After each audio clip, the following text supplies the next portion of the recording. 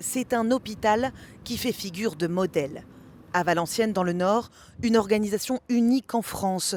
Ici, ce sont les médecins qui sont aux commandes. Nabil Elbeki dirige le service des urgences et la réanimation. Ça va? À sa disposition, un budget de 70 millions d'euros à investir comme il le souhaite, sans l'aval de la direction. Ce matin, un respirateur est en panne. Il convoque une réunion avec d'autres médecins. Il y en a pour 58 000 euros. Et c'était avec les équipes? C'est avec les équipes, tout à fait. Ouais. S'il n'y a pas d'inconvénient, pour moi, c'est bon, on peut valider. On a une capacité à faire des achats jusqu'à 75 000 euros de plafond sans demander à l'administration. On peut avoir très vite ce dont nous avons besoin. Finalement, vous êtes médecin ou vous êtes manager? En fait, on est les deux.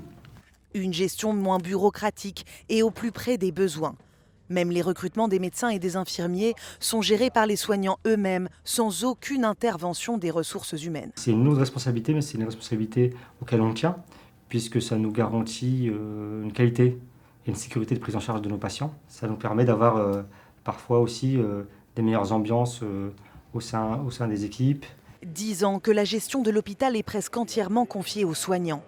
Résultat, le personnel administratif ne représente plus que 5% des salariés, contre 30% en moyenne dans les hôpitaux français. Selon le directeur, les dépenses n'ont jamais été aussi bien maîtrisées. On dégage via cette organisation un excédent chaque année de plusieurs millions d'euros.